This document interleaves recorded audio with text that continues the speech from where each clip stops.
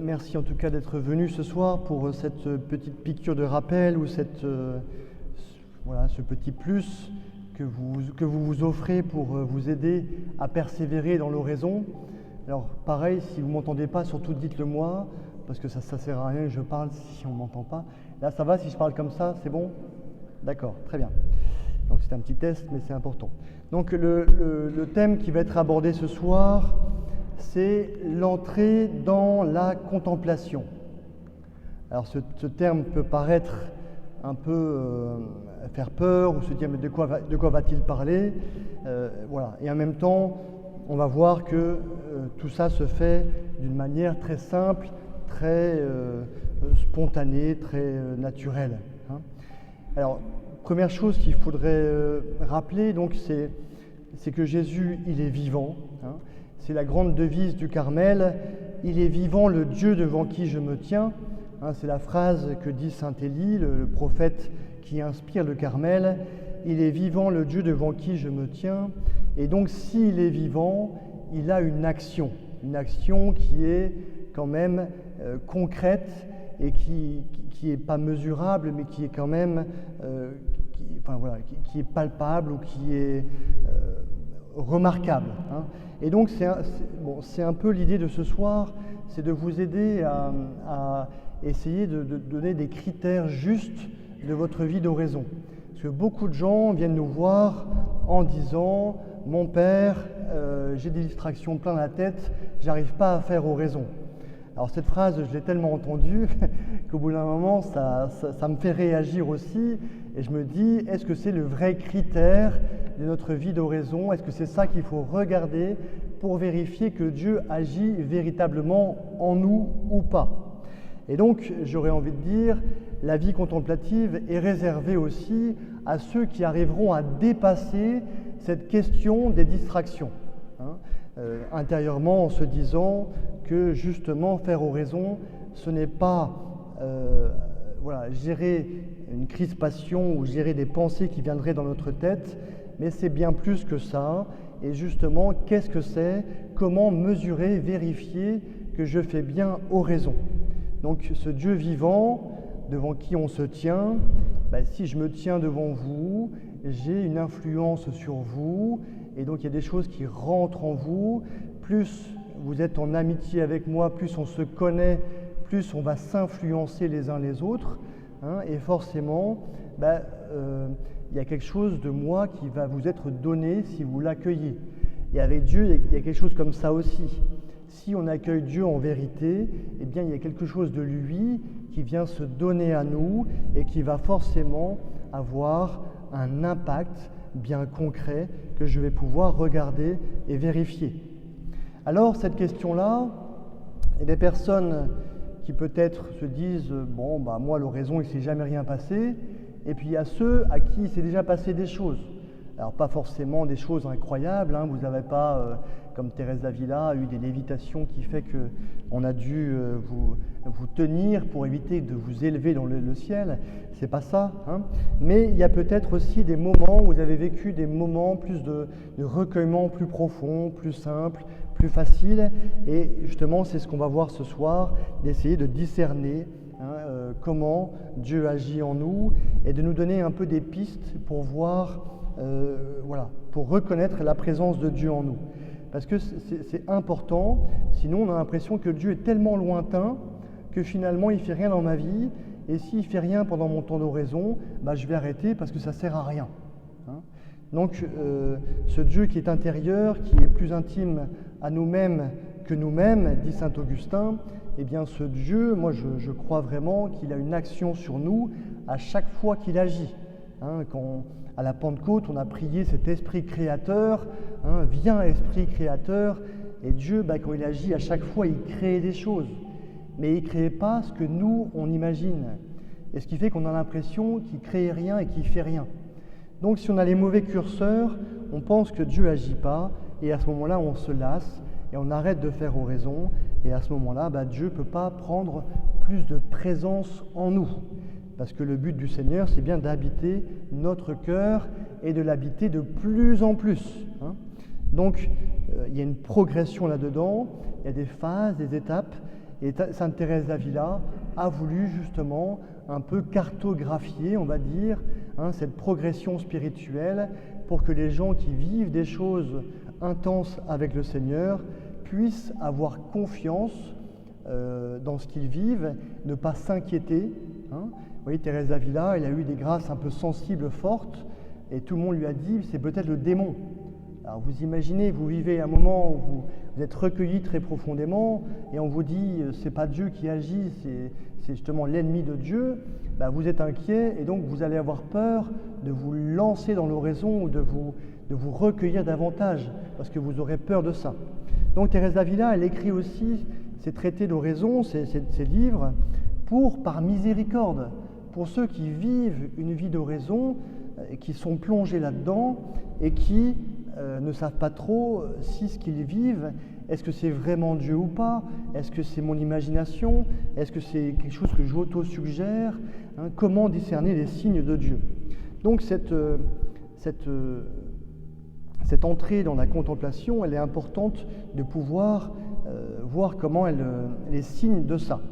Alors bien sûr, on vous a expliqué, durant les écoles d'oraison, qu'il faut se préparer à l'oraison, qu'il faut méditer, prendre un texte, essayer de se recueillir, essayer de se couper du bruit qui est à l'extérieur, essayer de se mettre dans une autre atmosphère intérieure, de quitter l'extérieur pour apprendre à regarder ce qui se passe en moi. Donc ça, c'est ce qu'on appelle la phase active. Ça, c'est ce que nous pouvons tous faire par nos propres moyens et que nous devons tous faire. C'est-à-dire que souvent les gens dans l'oraison sont secs aussi parce qu'ils ne prennent pas le temps de lire un texte, ils ne prennent pas le temps de se couper de certaines choses. Ils pensent qu'on va pouvoir vivre une vie trépidante toute la journée et le soir arriver, hop, et en 2 secondes, hop, je vais me calmer. Ça, c'est pas possible. Si toute ma vie est agitée, le soir, je vais être agité dans l'oraison. Si par contre, pendant ma journée, j'ai pris le temps de me préparer à l'oraison, en faisant une petite pause régulièrement, 2 petites secondes, je m'arrête, je vais rentrer dans une pièce, je dis Seigneur, donne-moi de mieux vivre ce moment que je vis, des petites prières comme ça, c'est ce qu'on appelle les préparations à l'oraison. Si on fait ça, on va être comme recueilli un peu tout le temps, et au moment où on veut se recueillir, même si c'est pour un petit temps qui n'est pas forcément très long, ça va aller plus vite.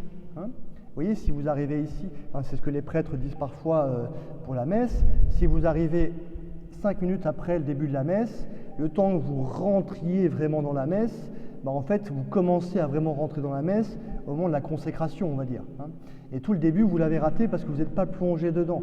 Donc c'est important de venir un peu plus tôt si c'est possible, de ne pas courir trop avant la messe pour pouvoir, dès que ça commence, être présent et commencer.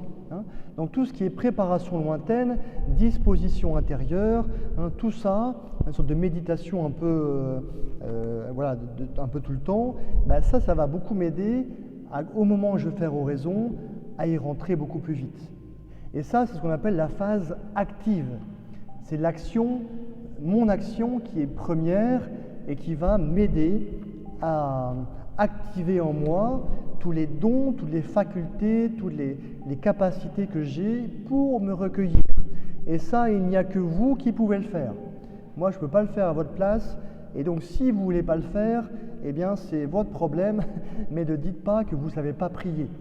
On a tous été faits pour prier, parce qu'on a tous été créés à l'image de Dieu, avec une vie intérieure. Et donc, si on n'arrive pas à prier, c'est que Dieu est un mensonge et que Dieu n'existe pas. On a été fait pour ça. On a été fait pour avoir une relation intérieure, intime, fréquente avec Dieu. Et il faut un peu se le dire, sinon on passe trop vite aux excuses. Ah oui, mais moi j'ai des distractions. Eh bien, tout le monde ici peut dire ça. Ce n'est pas pour ça qu'il faut arrêter de prier. On est fait pour prier parce qu'on est fait pour aimer Dieu et que la prière, dit la petite Thérèse, c'est avant tout un élan du cœur. Et ce n'est pas un vide mental où je gère mes distractions. Ça n'a rien à voir avec la prière. La prière, c'est mon cœur qui répond à l'appel de Dieu, qui vient le chercher pour lui dire « où es-tu, mon fils, ma fille, reviens à moi, reviens à une relation intérieure avec moi. Donc ça, c'est la phase active, c'est le petit peu que Dieu nous demande de faire, sans lequel il ne peut rien faire. C'est l'image de la multiplication des pains. Il y a un petit garçon qui arrive, qu'est-ce que j'ai? Tout le monde dit, moi j'ai rien, je ne sais pas prier, j'ai que des distractions, je ne sais pas quoi, j'ai pas le temps, je ne sais pas quoi. Et il y a un petit enfant qui dit, moi j'ai 2 poissons et 5 pains, qu'est-ce qu'on peut faire avec ça? Jésus dit, t'inquiète pas mon garçon, on va faire une multitude de choses avec ça. Et donc, nous on a tous un cœur, on a tous une âme, et donc on a tous les 5 pains et les 2 poissons pour commencer à prier, ça on les a. Donc il faut être comme un petit enfant qui accepte de commencer petitement et qui accepte aussi que Dieu va faire l'essentiel de la prière. Et donc le petit enfant qui arrive et qui présente ça, Dieu dit, donne-le-moi et moi je vais le multiplier. Et c'est ce que Dieu fait. Il y a le moment où on offre et il y a le moment où Dieu fait. Et c'est lui qui réalise. Et c'est ce qu'on appelle la phase passive. C'est la phase où c'est nous qui sommes plus passifs. C'est plus nous qui agissons beaucoup, sinon par le fait de laisser Dieu faire. Notre action, c'est de laisser Dieu agir. Et donc, la disposition de l'oraison, c'est de dire, voilà, Seigneur, je prends la Bible, je commence à prier l'Esprit Saint, et au bout d'un moment, je te laisse faire, parce que toi, tu sais ce qu'il faut faire pour me faire prier. Et donc, à ce moment-là, on entre, par la grâce de Dieu, par son Esprit Saint, dans ce qu'on appelle la phase passive, la phase où Dieu agit plus. Et il faut se dire que Dieu meurt d'envie, au sens propre, de nous donner cette phase-là. Le but du Seigneur, c'est quand même, il est mort pour ça, pour nous donner la vie, et la vie en abondance. Et donc, si on pense que prier, c'est juste avoir des petits moments comme ça, où on est bien avec le bon Dieu, on se trompe. Le but du Seigneur, c'est de nous donner un cœur nouveau par son esprit nouveau qui est donné sur la croix. Et donc forcément, il a tout donné pour nous donner ça. Et donc son désir, c'est de nous donner beaucoup. Et donc, il nous invite à ouvrir nos horizons intérieurs aux dimensions de son cœur et aux dimensions de son amour. Et donc, voilà, Dieu a beaucoup à nous donner, il veut nous le donner, mais il veut nous le donner à sa manière. Et c'est ça qui souvent nous déroute un petit peu. On voudrait que les choses se passent comme on veut. J'ai plus de distractions. C'est pas ça le critère, du tout. Le critère, c'est l'élan du cœur et la charité qui augmente. Si ma charité augmente, c'est que je suis en contact avec la source de la charité. Si elle n'augmente pas, c'est que je ne suis pas en contact avec la source de la charité. Donc, si ma charité fraternelle, avec les gens avec qui je vis, est là, grandit, c'est que je suis en contact avec Dieu, parce que c'est une charité que l'on n'a pas si on n'est pas en contact avec Dieu. C'est une charité qui est créée et que le monde ne peut pas nous donner. C'est quelque chose qui nous est donné par l'Esprit Saint. Donc ça, c'est un peu le critère de base, le mouvement de base, et Dieu va agir pour nous donner cette vie intérieure. Et en fait, chaque degré d'oraison, chaque progression intérieure, chaque expérience de recueillement va être de plus en plus une union avec Dieu qui va être de plus en plus régulière. Au début, c'est qu'avec un doigt, on va dire, avec mon image de ma main, et au bout d'un moment, c'est 2 doigts, 3 doigts, 4 doigts, c'est de plus en plus souvent, et puis forcément, au bout d'un moment, la connexion va se faire, et on va arriver à ce qu'on appelle l'oraison d'union, ou d'un mariage spirituel. Mais avant ça, il y a le moment où justement Dieu me cherche, moi je le cherche, j'ai peur de lui, alors j'ose pas trop l'approcher, et puis au bout d'un moment je me calme, je me laisse saisir par Dieu, et ça c'est le moment de l'oraison de quiétude, l'oraison paisible. Mais avant ça, il y a un autre niveau où on commence juste à découvrir Dieu, on n'a plus peur de lui, et quand il vient, on ne s'éloigne pas. Ça c'est ce qu'on appelle l'oraison de recueillement surnaturel. Donc si je prends dans l'ordre, il y a l'oraison de recueillement naturel, ça c'est ce que l'on fait nous-mêmes par la méditation, par ces petits exercices de se prendre un petit livre, tout ça, c'est nous qui faisons. Au bout d'un moment, c'est marrant, on est comme saisi par quelque chose, là on entre dans l'oraison de recueillement surnaturel, c'est-à-dire que c'est Dieu qui agit davantage, et si Dieu le veut, et si nous on s'ouvre plus à sa volonté, petit à petit, il y a une oraison de quiétude, c'est-à-dire que je suis paisible avec Dieu, je le regarde comme un père, je le regarde avec bonté, je sais qu'il m'aime, et donc forcément je suis comme en paix avec lui, comme un vieux couple qui, après avoir vécu 40 ans ensemble, se connaît et donc vit paisiblement l'un avec l'autre. Il y a parfois des petites accroches, on n'est pas encore parfaitement unis, mais quand même il y a une sorte de connaissance intérieure qui fait que les relations n'ont pas besoin de beaucoup de mots, parce qu'on connaît l'autre et qu'on sait ses attitudes, on sait lire dans l'autre ce qu'il veut et ce qu'il attend de nous. Et donc, vous voyez, ça c'est un peu les 3 degrés d'oraison que l'on peut donner, 3 degrés d'oraison contemplative, le recueillement surnaturel, le recueillement, la quiétude, l'oraison de quiétude paisible, de paix, et l'oraison d'union. Alors, il faudrait expliquer les 3 degrés d'oraison, mais je ne trouve pas ça forcément intéressant. Moi, ce qui m'intéresse beaucoup plus, c'est de pouvoir vous donner le moment du passage entre l'oraison de recueillement naturel et l'oraison de recueillement surnaturel. Voilà. Vous voyez, vous me suivez bien? Tout va bien? Je vous dis ça parce que c'est important encore une fois, que vous puissiez dire « mon oraison, j'y vis quand même quelque chose d'une relation vraie avec Dieu ». Je ne passe pas mon temps que dans la sécheresse, à rien comprendre de ce qui se passe. Il y a quand même des moments où je vois, je mesure que Dieu agit dans mon cœur. Même si ce n'est pas très fort ou même si c'est un début, mais quand même il y a quelque chose. Alors pour cela, moi j'aime bien vous mettre en contact les gens avec Thérèse d'Avila, avec ses écrits.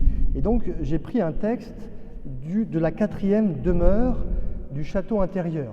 Donc Thérèse décrit l'âme comme un château intérieur dans lequel il y aurait beaucoup de pièces. Comme dans une maison, une grande maison, il y a beaucoup de pièces. Et chaque demeure, c'est une expérience de Dieu.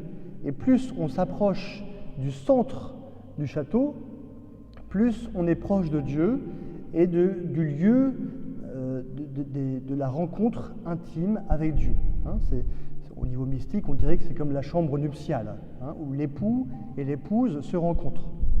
Mais il y a d'abord les remparts autour du château, et puis après il y a le château, et puis après on progresse comme ça petit à petit. D'accord ? Et donc, Thérèse d'Avila explique ça dans les 4e demeures. Dans les 4e demeures, c'est le passage justement de la phase active qui représente les 3 premières demeures à la phase contemplative de la 4e, 5e, 6e, 7e demeure. Bon, ça c'est un schéma pour vous donner. Disons qu'il y a le moment où nous on travaille beaucoup, où on se détache beaucoup, et le moment où Dieu agit plus. D'accord ? C'est ça qu'il faut retenir. Et donc dans la 4e demeure, il y a un texte que j'aime beaucoup, qui nous donne des petits critères, des petites choses pour bien comprendre ce qui se passe. Alors donc je suis dans la 4e demeure au chapitre 3, au premier paragraphe. Donc Thérèse dit « En premier lieu, je parlerai d'une autre forme d'oraison qui la précède presque toujours, mais comme je l'ai déjà fait ailleurs, je serai brève. » Donc là, l'oraison dont elle parle, c'est l'oraison dont je vous ai parlé avant, c'est l'oraison naturelle, la disposition. Je me dispose à avancer, à faire oraison. Voilà, donc c'est la première étape. Donc ça, je passe. Il s'agit d'un recueillement qui me semble lui aussi surnaturel, car il ne consiste pas à rester dans l'obscurité, ni à fermer les yeux, ni en quoi que ce soit d'extérieur. Ça, c'est la phase active. Je me coupe de l'extérieur, je ferme les yeux, c'est moi qui le fais. Je reste dans une sorte de solitude, d'obscurité, pour pas que l'environnement me dérange trop. Ça, c'est ce que je peux faire par moi-même. Et là, elle distingue ni à fermer les yeux, ni en quoi que ce soit d'extérieur, puisque sans le vouloir, on ferme les yeux et on désire la solitude. Il semble qu'on construise sans artifice, donc artifice, on ne comprend plus trop ce mot-là, mais sans travail personnel, on va dire. L'artifice, c'est ce que je fais par mon propre art, ma propre action.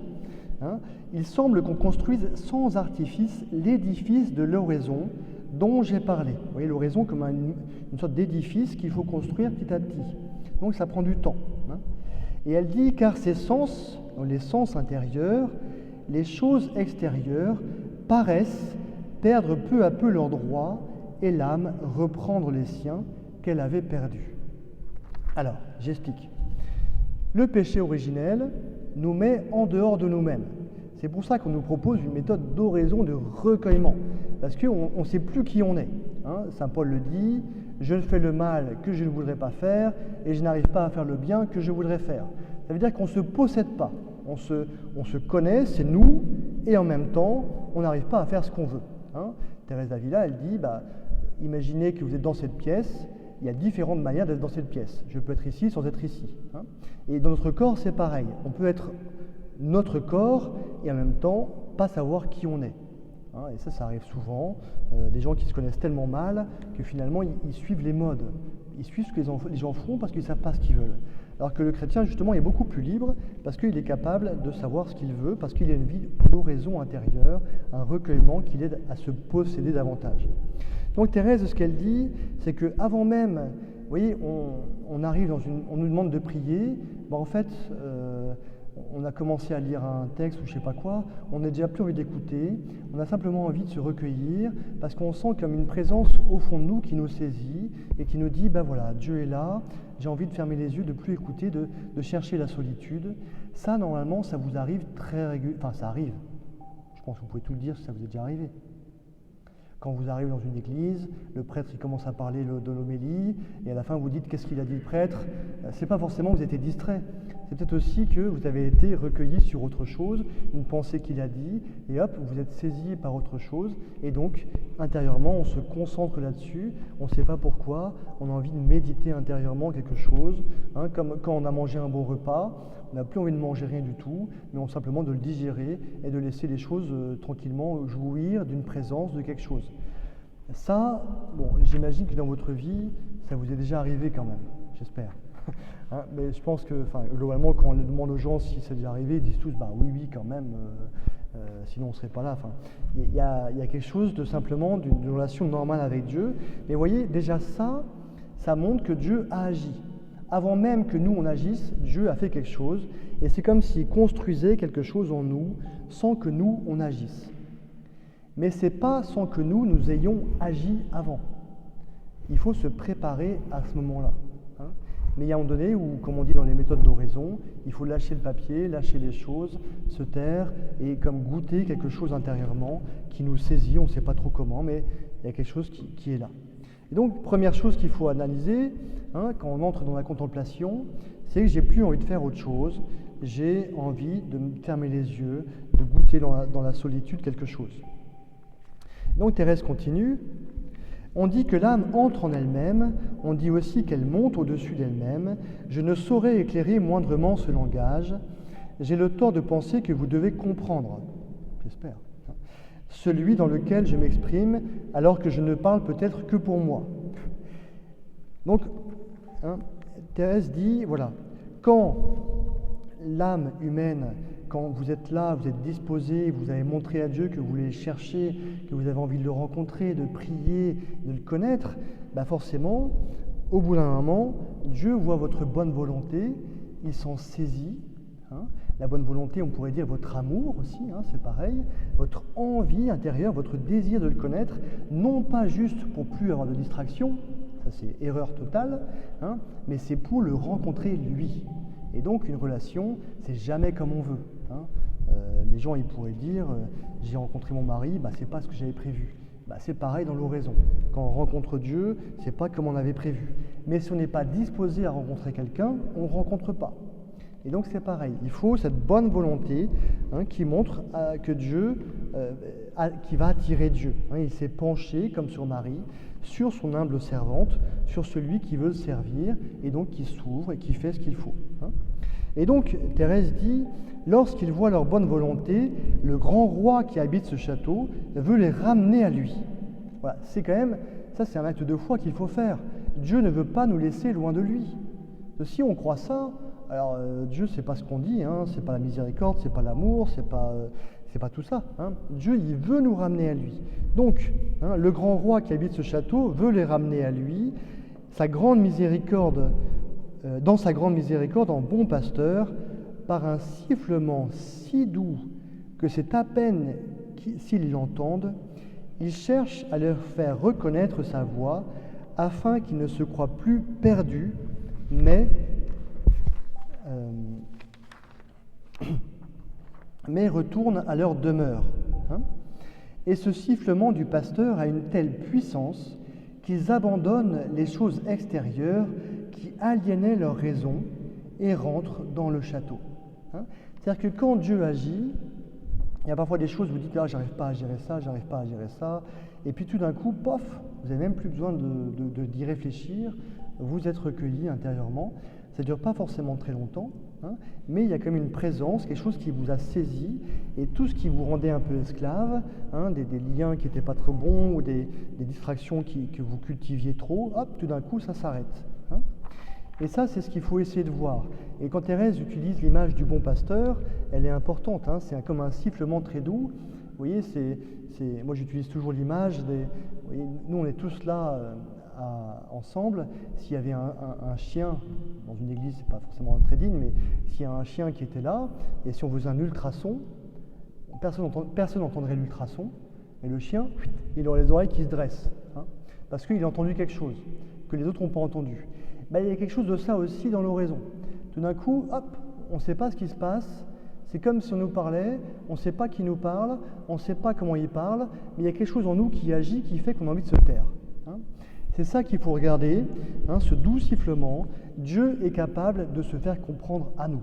Il faut vraiment, là, c'est pareil, il faut un peu casser dans notre tête l'histoire de « Ah, je ne comprends pas ce qu'il fait, je ne comprends pas ». Non, Dieu est capable de se faire comprendre, il faut juste apprendre à parler comme lui, dans le silence, dans l'intériorité, dans le recueillement, par une parole qui se dit dans un murmure, comme dirait saint Élie, dans un doux silence, une parole, un silence éloquent. Et donc, c'est ça qu'il va falloir regarder, et apprendre à ce moment-là, quand ça arrive, apprendre à se taire. Si vous sentez ça, si vous sentez un moment comme ça, le truc, c'est de ne pas dire « Ah, j'ai trouvé le truc pour mettre la main sur Dieu. Aujourd'hui, j'ai réussi, donc demain, je refais pareil et ça va marcher à nouveau. » C'est clair, enfin, j'ai compris ce qu'il fallait faire, je suis plus fort que Dieu, que les autres, j'ai compris, et donc, je mets la main sur Dieu. Dieu se donne dans la gratuité. Donc, il faut être dans la gratuité. Si Dieu vous donne quelque chose, il faut l'accueillir comme c'est aujourd'hui, comme une grâce, comme un don. Et il ne faut pas chercher à vouloir l'arrêter ou comprendre comment ça se fait, comment j'ai fait ça, mais plutôt en jouir. Jouir de Dieu, c'est-à-dire de demeurer dans cette présence, dans ce moment qu'il vous a donné, de silence intérieur. Ce n'est pas forcément très long, encore une fois, mais c'est comme si on s'arrête pour pouvoir s'ouvrir à ça. Donc c'est très important de laisser Dieu agir. S'il agit, laissez-le agir. Et c'est petit à petit que justement vous allez rentrer dans une oraison plus régulière, plus stable en vous, parce que vous acceptez de laisser Dieu agir en vous. Il ne faut pas s'énerver contre soi, ça ne sert à rien. On ne peut pas tirer toutes les cordes qu'on veut pour pouvoir activer ça. C'est Dieu qui le fait gratuitement. S'il ne le fait pas, il faut continuer à méditer, à lire l'Écriture, à se disposer, à se calmer, à faire des bonnes respirations, en attendant que Dieu le donne. S'il le donne, je l'accueille. S'il ne le donne pas demain, c'est tout, je continue à faire oraison dans la gratuité, et petit à petit, Dieu va me le donner davantage. Donc ce critère est important, donc j'ai plus envie de méditer, j'ai envie de me taire pour écouter Dieu, pour écouter quelque chose en moi, et c'est très différent de la mollesse, parce que la mollesse, c'est justement j'ai plus envie de méditer parce que ça ne m'intéresse pas. En fait, Dieu ne m'intéresse pas, les autres ne m'intéressent pas, personne ne m'intéresse, et donc en fait, l'oraison ne m'intéresse plus et je ne fais pas oraison. Donc si le critère, c'est bien, j'ai plus envie de méditer, mais je ne sais pas pourquoi, j'ai quand même envie de rester là, j'ai envie d'être tendu, de laisser Dieu me saisir et continuer son œuvre en moi. Donc ça, c'est un peu les signes qu'il faut regarder. Voilà. Mais en même temps, voilà, ça je pense que c'est important parce que je pense même dans les messes qu'on peut vivre, vous voyez, tout d'un coup, vous avez envie de vous taire, de fermer les yeux, c'est ça qu'il faut regarder. plutôt que les distractions. Vraiment, c'est le jour, encore une fois, où vous arriverez à vous arrêter en laissant les distractions loin de vous. Voilà, à partir du moment où voilà, on laisse, nous on fait 2 heures d'oraison par jour, on ne pourrait pas à chaque fin d'oraison se dire j'ai trop de distractions dans la tête, sinon on deviendrait fou. On commence l'oraison, on fait la prière à l'Esprit Saint, on médite comme on vous demande de méditer, et après on reste là-dedans, dans cette présence, et on essaye sans cesse de réactiver en nous cette présence. Seigneur, je t'aime, Seigneur, je suis avec toi, tu es présent, je crois que tu agis en moi, je crois que mon cœur s'ouvre à toi. Et si à la fin de l'oraison, vous avez envie d'être plus proche de votre prochain, c'est que vous avez fait oraison. Si à la fin de l'oraison, on vous fait une petite remarque qui ne va pas et qu'on vous dit non, pourquoi tu me dis ça, enfin, c'est quand même dingue, c'est que vous n'avez pas fait oraison. L'oraison change le cœur. Ça ne change pas la vision cérébrale qu'on a de nos distractions ou pas ça. Thérèse d'Avila a eu, comme elle dit, des moulins dans sa tête,